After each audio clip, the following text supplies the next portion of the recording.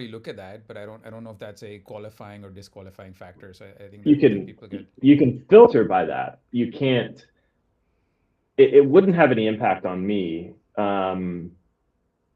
What you could what you can now filter by are things like keywords and the ATSs that I've used, and I don't have any trouble naming them. If you're cool with that, Yeah. I've used Greenhouse, I've used Lever, I've used Breezy, I've used Applicant Pro, and now Radix is on Team Taylor, and I have other friends that have used a lot of them. I've used Ashby as well, I should say. Hmm.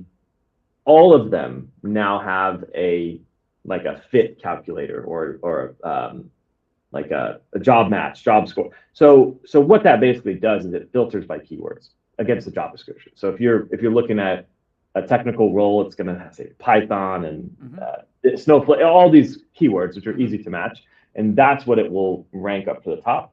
I think it does help, but that's the only way that I would potentially um, filter that out. Time applied doesn't really matter. And I also say, like, I in my current role, I'm one person. I've had teams as big as 7, but I am speaking my Yeah. experience only. Yeah. Of course. I can't imagine what it would be like if you're working at McDonald's Corporation.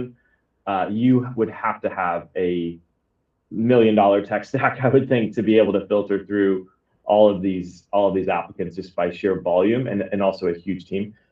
The way I do it is I want to use the tools that'll help make it easier for me, but I'm not going to outsource the entire process uh, to AI or a system. Yeah. I'm not there. I'm not there yet. Yeah. I No, don't that's need to be really there good. yet either.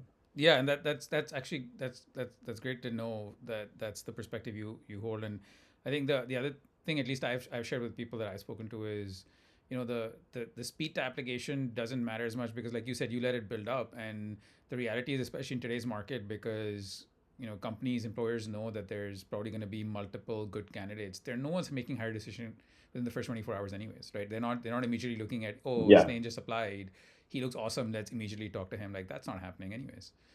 And fake candidates, like I know we talked about this briefly, but in my experience, the candidate fraud and fake candidates and whatever term you want to call it, I would venture to say if you asked most recruiters, if they went and looked at their data, like what the funnel looks like in the first 24 hours, most of their artificial candidates come in the first 24 hours.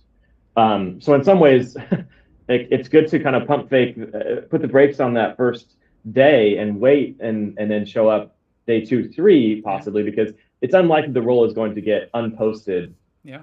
within a day. So you still have time, I think. I've never posted a job and said, you have 10 hours applicant pool to get in here, and then I'm closing it. I mean, roles are usually open much longer than that. So, but that's a trend that I've noticed in the last year is fake candidates applying very early, and that's because when it goes live on all Hmm. these platforms, they have these automated, maybe some automated application features, and they send them all through, and they're actually not real, or they've misrepresented their resume and their application.